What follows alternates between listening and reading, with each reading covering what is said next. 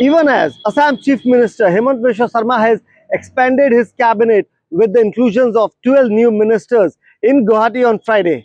In Tinsukia on Saturday, the 48 hours Bandh called by several organizations belonging to Matak and Moran community has evoked a massive response. Good morning, followers. This is Rishu Kalantri for Mojo News, and I'm standing at GNB Road in Tinsukia. It's around 9:20 a.m. in the morning, and behind me, you can see the shops are shut down, and the traffic on the road is very thin. Yes, we are hardly 300 meters from Thana Charali, where protesters have come out on the streets in support of the demand and are shouting slogans against the government.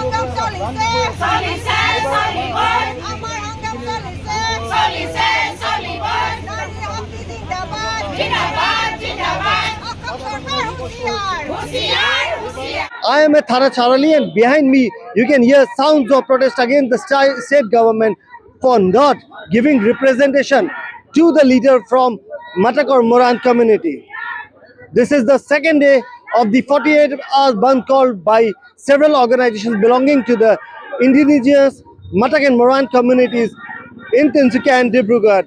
And on the day 2 of this Bandh, Tinsukia has seen a massive shutdown with shops remaining closed, public transport off the roads, and the traffic being very thin. Let's try to talk to some of the protesters what they have to say.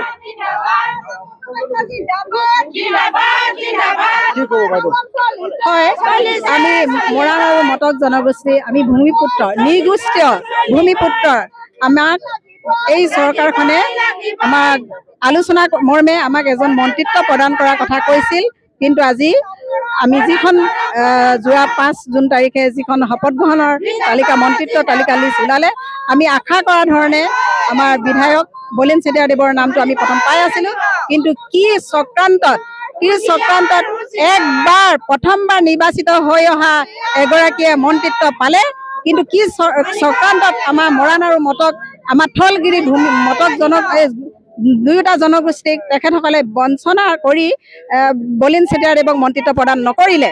সেইকাৰণে আজি আমি ৰাজপথত ওলাই আহিছোঁ।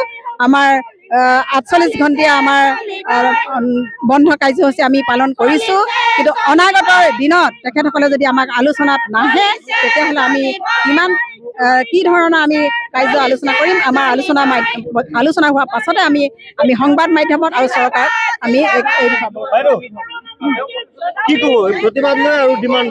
হয় আমাৰ যোৱাকালিৰ পৰা আমাৰ 48 ঘণ্টীয়া প্ৰতিবাদ আমি কাৰ্যসূচী লৈছোঁ, কিয়নো অসম চৰকাৰে আমাক বিগত চৰকাৰৰ দিনতো আমাক আশ্বাস দিলে, সেই আশ্বাস আমাক ফুলফিল নকৰিলে। গতিকে বৰ্তমানৰ যি চৰকাৰখনক আমি ইয়াৰ পৰা আহ্বান জনাব বিচাৰিছোঁ, অতি সোনকালে আমাক জনজাতিকৰণ প্ৰদান কৰক। লগতে আমাৰ মটক আৰু মৰাণৰ মাজত যিহেতু আমাৰ শক্তিশালী বিধায়ক দুজনকৈ আছে, তাৰ ভিতৰত এজনকৈও কিয় আমাক মন্ত্ৰিত্ব প্ৰদান নকৰিলে, তাৰ ক্ষেত্ৰত আমি মটক আৰু মৰাণসকল ক্ষুভিত হৈছোঁ। সেয়েহে আমি যোৱাকালিৰ পৰা 48 ঘণ্টীয়া প্ৰতিবাদী কাৰ্যসূচী ল'বলগীয়া হৈছে।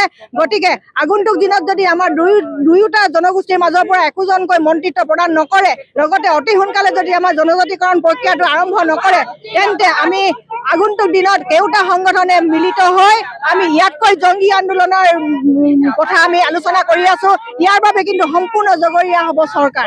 যোৱাবাৰ মাটাক মৰাণ বহুত ডাঙৰ প্ৰতিবাদ কৰিছিলে ষ্টেটাছ নিদিয়াৰ কাৰণে।